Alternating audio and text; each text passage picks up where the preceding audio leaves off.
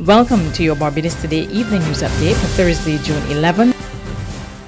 Starting Monday, Barbados will be fully back in business after the COVID-19 pandemic. Prime Minister Mia Mottley this evening announced a major rollback in COVID-19 restrictions as she expressed satisfaction with how Barbadians have been adhering to safety protocols.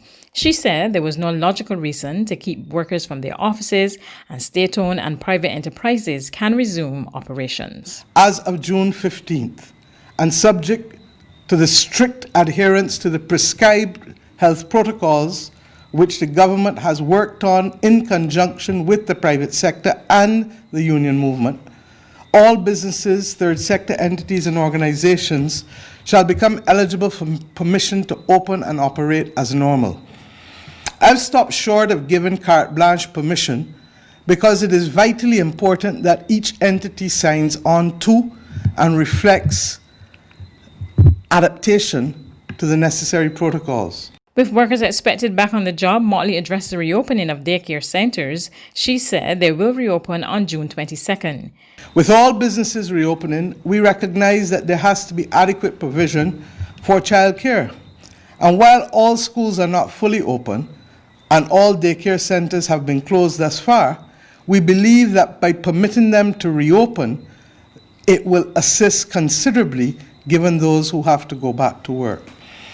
Because, however, we want a sense of appropriate training and protocols to be adhered to by all, and because of the risk of not so adhering that it is so great, we are asking that those daycare centres reopen from June 22nd as opposed to June 15th to give the officials in the Ministry of Health the appropriate time, not just to share the protocols with them, but to do any fine-tuning and checking and training as is required and will be signed off by the EOC. You can get more on the measures on our website and in this evening's edition of the e-paper. Roman Catholic churches will resume services this weekend after being closed since March 19, when the island recorded its first cases of the coronavirus. Church officials said they are reopening with great joy, but noted it wouldn't be mass as usual.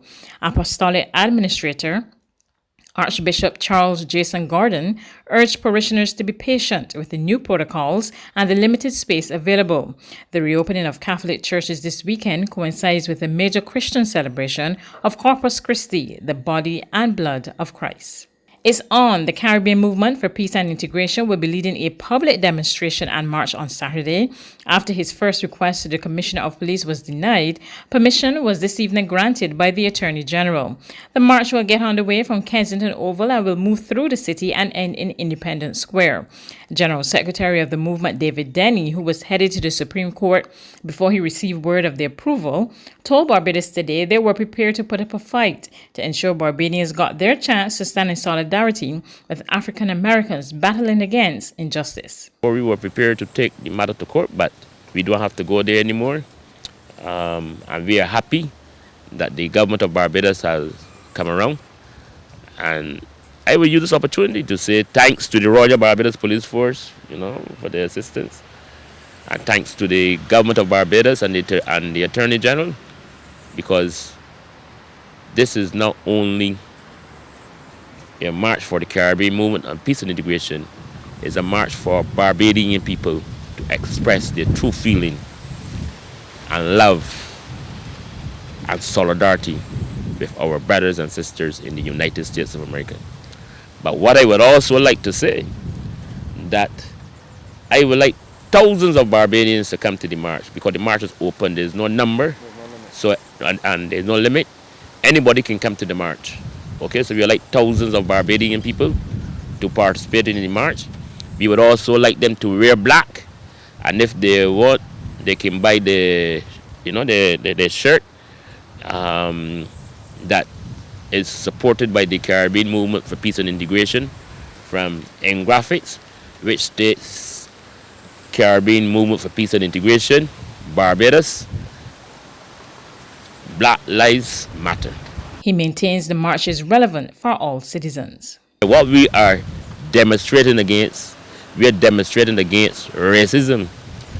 We are demonstrating against police brutality.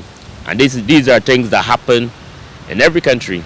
So we are standing in solidarity not only with our brothers and sisters in the United States of America, we are standing in solidarity with our brothers and sisters here in Barbados, in the Caribbean, in Africa, in Asia, and in Europe. And I want to say that our march and demonstration is for white people, Indians, black people, Chinese, Japanese. Any Barbadian can participate in our march. In today's COVID-19 update, all 129 tests conducted by the Best de Santos Public Health Laboratory yesterday were negative. However, no one was released from isolation today. As a result, 6 persons remain in isolation at the Harrison Point facility in St. Lucie. Of the 96 confirmed cases, 52 are females and 44 are males. 83 people have recovered and 7 have died. The Public Health Laboratory has completed 6,321 tests. There's regional and international news after this short break.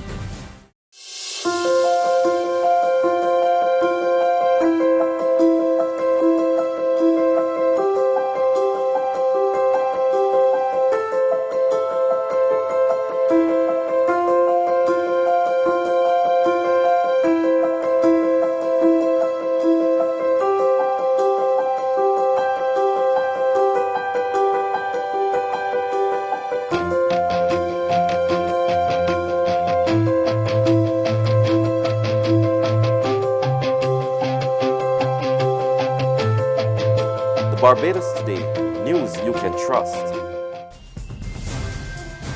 To Regional News, incoming CARICOM Chairman, Vincentian Prime Minister Dr. Ralph Gonsalves urges the Guyana Elections Commission to use the outcome of the national recount to declare the long-awaited results of the March 2 regional and general elections. Speaking on a radio program in Kingston, he made it clear that the regional group will not tolerate any attempts to commit electoral fraud. In the first statement that Mia Motley made as chair of CARICOM, she said that each vote must be counted. Each vote has to be counted. Well, this is where you had the basis for the recount. And the reason why it's an election and not a selection, you have to count the votes. And you have to count them honestly. Now, I am satisfied that CARICOM will not stand by idly and watch the recount which is properly done for the results to be set aside. We expect the CARICOM Observer Mission to deliver its report, and we expect that what is the recount would be honored, and the Guyana Election Commission will honor that recount and declare the winner in accordance with this recount.